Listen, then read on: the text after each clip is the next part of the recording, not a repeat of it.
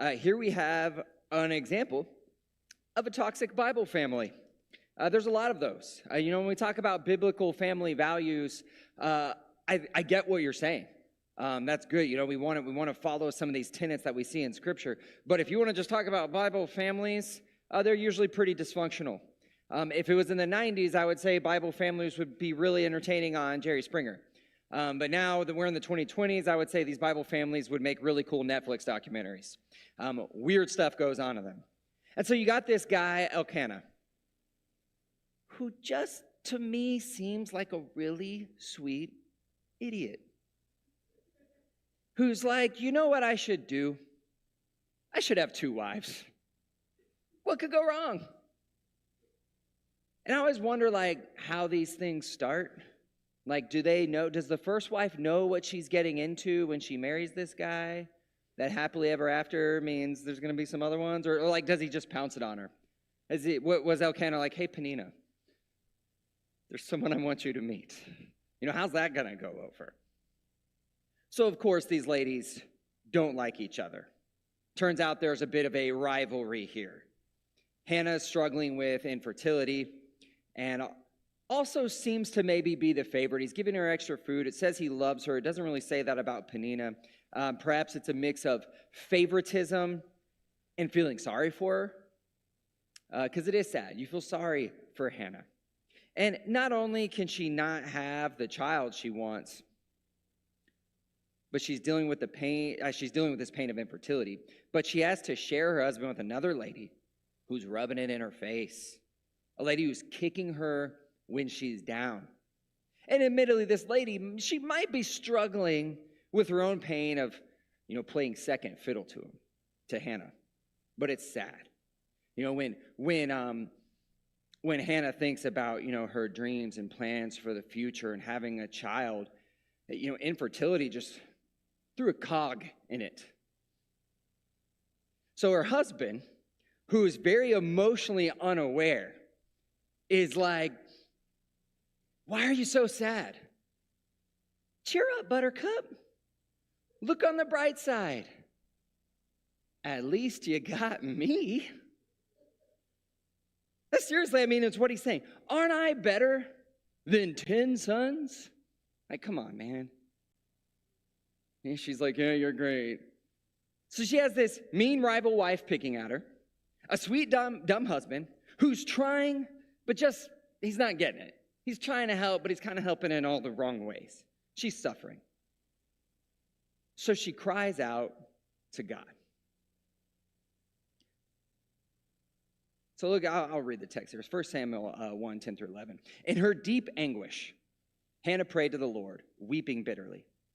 And she made a vow, saying, Lord Almighty, if you will only look on your servant's misery and remember me, and not forget your servant, but give her a son, then I will give him to the Lord for all the days of his life. No razor will ever be used on his head. So she cries out to God, saying, hey, I really want a baby, specifically a boy, but I really want a baby.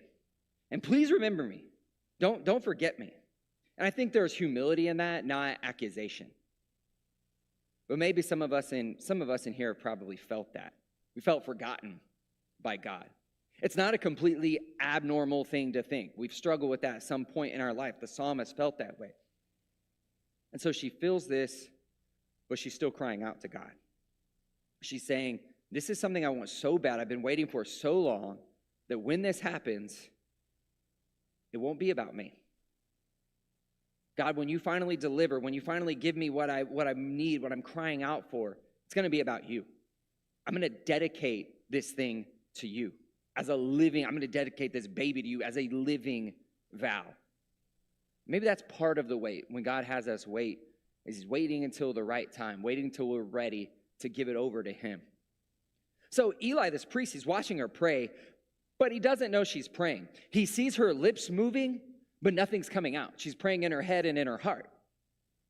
And so he accuses her of being drunk. Hey, you look silly here. Your lips are moving, but nothing's coming out. You look kind of crazy.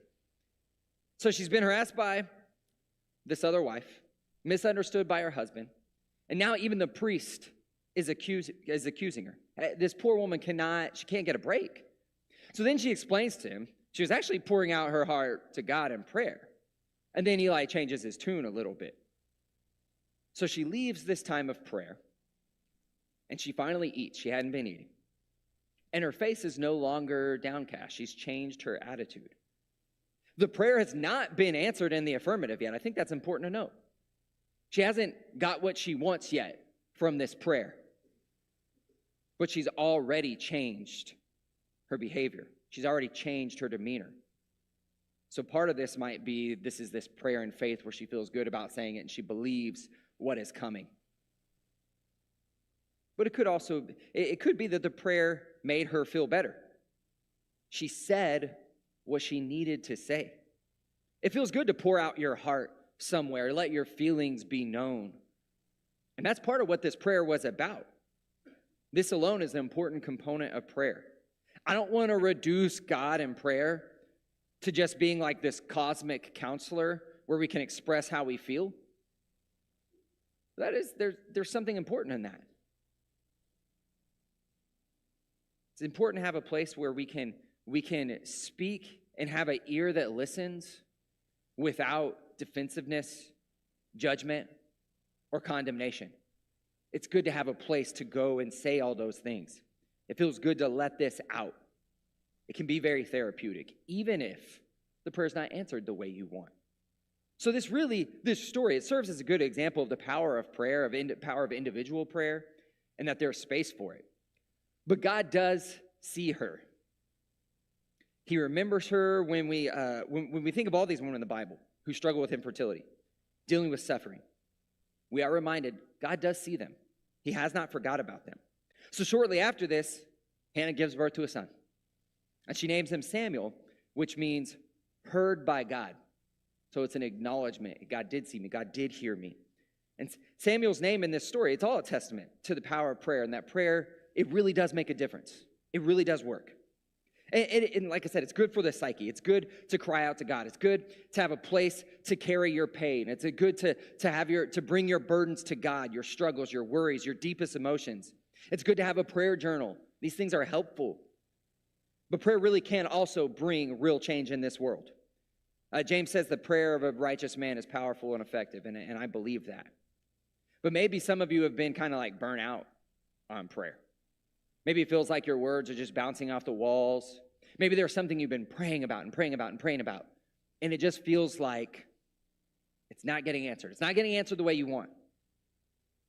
And sometimes this has been my experience. And at one point in my life, I hate to admit this to you, but there's been times in my life where I've barely prayed at all. I've been burnt out on prayer. My individual prayer life looked nothing like Hannah's. I just felt like God wasn't answering this prayer. And I actually, if I'm honest, I had some entitlement that I felt like He really should. But on the other side of this whole, the prayer of a righteous man is powerful and effective. I do believe that.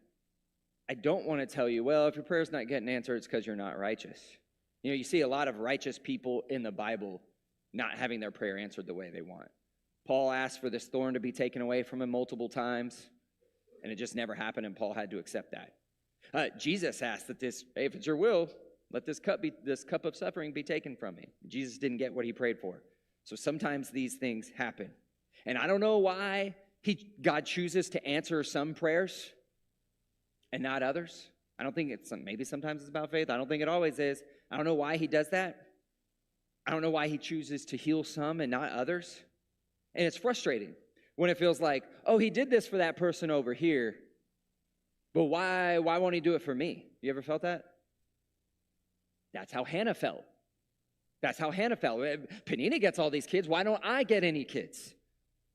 This is things we wrestle with faith, and when we wrestle with God, it's not. And I'm telling you, I don't think it's always because of a lack of faith. Paul and Jesus didn't have their prayers answered, and it wasn't because of a lack of faith.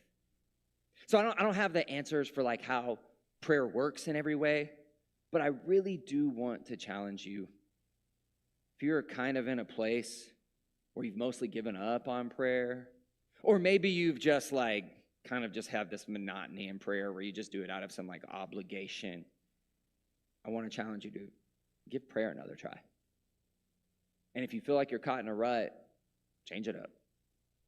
Try a prayer journal. Try praying through Scripture. Try praying with somebody. Give prayer a new try in some way. If nothing else from the sermon, that's really what I want to challenge you with. Give prayer a chance if you haven't in a long time, or try something new. But prayer, it's, while I was thinking about this, while I was thinking of the power of prayer, I couldn't help myself, and I went out and I looked at studies on prayer and if it works, and studies on prayer and the benefits of prayer. And I don't want to say you should pray just for the benefits. Here are the benefits of prayer, and that's why you should do it. That shouldn't be a motivator for prayer. But I hope it encourages you. Nor do I want to say, I've looked at these scientific studies, and they say prayer works, and that's why you should do it. I don't think that should be the reason you believe in prayer. I think there's a lot of other good reasons to believe in prayer from your own experience. I know I've got a testimony from a great friend who says prayer actually did miraculously heal him, and I believe that. And to me, that is better evidence of the power of prayer than like some scientific study. Okay, that's to me, or it carries more weight, at least for me personally. But I want to share some things with you just to encourage you about the power of prayer.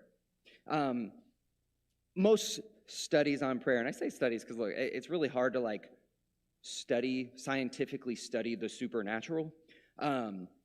But some studies on how prayer works, they almost all will agree that there are psychological benefits to prayer. That it helps with gratitude, it helps with stress reduction, that it helps people have a better outlook on life, that it helps people have a longer life. But even most studies, not all of them, there's definitely, these are all over the place, will say that there is something actually clinically healing. There are clinical healing benefits to the power of prayer. And again, those are, you can find studies that go both ways. Because really, it's really hard to scientifically study the supernatural of any kind, okay? Like, did the person who is being prayed for and found healing or healed quicker, was it, just thinking scientifically, okay? This is how you got to think. Was it because God? Or was it because they knew people were rooting for them and really cheering them on, and they had people supporting them, and that helped push them through? These are the scientific questions you would have to ask if you were going to study the benefits of prayer. So then really to have these controls and variables and stuff, then you have to pray for people, and they can't know they're being prayed for. Because then you would see, if they knew they were being prayed for, then it may not be the actual prayer. Y'all follow me on this? No? Okay, some of you do. Okay, so some studies have shown praying in proximity actually works better. And I actually do believe that. I believe there's power in laying on of hands. I believe there's power in being close to people and letting them know that they're being prayed for. But you really need like a control group to compare it to, right? So you have to take two people, same age, similar health, same ailment, and then you pray for one, but as a control, nobody pray for the other guy, okay? You only pray for this guy because we really need to see if it's prayer or something else working here. So this has been such an issue in some of these studies that people have tried doing studies of praying for animals. We'll pray for the healing of animals and see if that works, and which is really just getting into a funny area of testing God, right? Like I can't imagine some of these guys. I don't know if they went to a veterinarian clinic, just go around praying for the animals and seeing what happens. God, I don't know what God thinks of these prayers for the animals. If he's thinking man, this scientist hasn't prayed to me in 3 years, and now he's praying for a stranger's parrot. It's weird. These are weird studies. And so all that to say, there's going to be all kinds of different findings because it's not something you can really study, but generally they will all say it's good for the psyche, and there's some stuff that says, hey, there may be some real actual healing benefits to prayer. But Hannah shows us that even before her prayer was answered in the affirmative, that it does help with feelings of anger. It helps with feelings of anxiety to have a place to bring this all to God. I think for Hannah to cry out to God like that, it helped her. She took all of her anger and pain that she felt towards Peninnah, towards her husband, and laid it at the feet of God. That helps. And it actually helped her family. It made her easier to live with. She took her angst and didn't take it out on others. She didn't even take it some places where it was actually deserved, and she took it somewhere else. She brought it to God. God took that on. So God's always kind of been the scapegoat. God can handle our anger. I think sometimes God would rather you put it there than on people. So not only can prayer help your emotional state, it can help your family, it can help your friends, it can help your relationships. One of the stats on the marriage retreat that they shared that I think I should reiterate here, and I don't know where they got it, but it's a pretty believable stat. They say it is less than 1% of married couples that pray together daily end in divorce. Less than 1% of marriages where the couple prays together daily ends in divorce. It's good for your marriage. I feel like we need to finish up Hannah's story with her following through on this promise. So verses 24 through 28, after he was weaned, after Samuel was weaned, she took the boy with her, young as he was, along with a 3-year-old bull and an ephah of flour and a skin of wine, and brought him to the house of the Lord at Shiloh. When the bull had been sacrificed, they brought the boy to Eli, and she said to him, "Pardon me, my Lord, as surely as you live, I am the woman who stood here beside you praying to the Lord. I prayed for this child, and the Lord has granted me what I asked for. So now I give him to the Lord. For his whole life will be given over to the Lord." And he worshiped the Lord there. Cool that Samuel worshiped there. So Hannah ends up, if you got time, in chapter 2, 1 Samuel chapter 2, she says a real beautiful prayer of gratitude. She ends up getting more kids. She at least it is really, what she's doing here is really hard. I mean, I can't imagine giving up my kid like that. And we're going to look at other moms who have to give up their kid. And really all of us, we usually don't have to do it this early, but we all kind of have to give up our kids. We got to turn them loose. We got to let them be married off or let them go to college, sometimes before we're ready. That is releasing your kid. That's part of being a parent. That's part of being a mom. And we'll explore that more this month. But she's having to do that. She gets to see him some. She gets to check on him. But I bet she has this real pride in knowing that her son really is being used for the Lord's purpose, that her son is filling a great need. Because Eli's sons, they were dirty, no good scoundrels. Some versions actually call them scoundrels. And so they were the next in line to be the priest, and it just wasn't going to work. And so she actually filled this need by Samuel stepping in. But so why this? So Hannah lives happily ever after for the most part. There's some challenges, but it's good. But why this motif? Why this recurring theme of the infertile mother waiting so long and then God delivering at the end? I think there's more than one answer there. I think there's a lot to wrestle with. I think there's a lot to talk about. I think that's something maybe at lunch y'all could talk about. Why do we keep seeing this over and over? I think it's telling us something big about who God is. God is a God who sees the suffering. Not just the people struggling with infertility, but all kinds of suffering, all kinds of loss and grief, divorce, physical ailments. God sees those people. He hears them, and he cares for them. He cares for the people in society deemed unworthy or unproductive or no good. Hannah is seen by God. And sometimes that just feels good. Feels good to be seen and understood. We don't always want people to feel sorry for us, but every now and then it feels good to have someone feel sorry for you. And so maybe this is all just a reminder. This whole motif is a reminder that God is close to the brokenhearted. He hadn't forgot. He hadn't forgot you. Might feel like you are forgotten, but you are not. He does not forget his people. Maybe it's similarly tied to waiting on God. There's a theme all throughout the Bible of waiting on God. Waiting on God in the wilderness. Maybe God wants us to learn how to wait well. Maybe he wants us to be content in the waiting. A lot of the temptations that we looked at last month, a lot of the temptations that Satan threw at Jesus was trying to get him to jump the gun. Don't wait on God. Do it yourself. Take matters into your own hands. As Sarah struggled with infertility, that's what they did. They took matters into their own hands, and that did not end well for them. So it's not fun to wait, but oftentimes, feels cliche, good things do come to those who wait. And maybe that wait prepared her. Maybe that wait made her more willing to devote whatever she'd finally given, whatever God was finally giving to her, she would devote that to God. So maybe we are shaped and become better people in the perseverance of waiting on God. And maybe all this is a reminder that in time, and I believe this, in time, God will right all wrongs. In time, God will right all wrongs. All things will be made new and made right. And we see that over and over. To be a Christian is to be a person who waits. Not always fun. But we wait in hope. And we wait for answers. We wait for Jesus, but we have a hope. If you're here this morning and you want to give your life to Christ, if you have any other needs, your family is here. If you are suffering, we want to walk with you through that. So we invite you, if you have any need at all, to come now as together we stand and sing.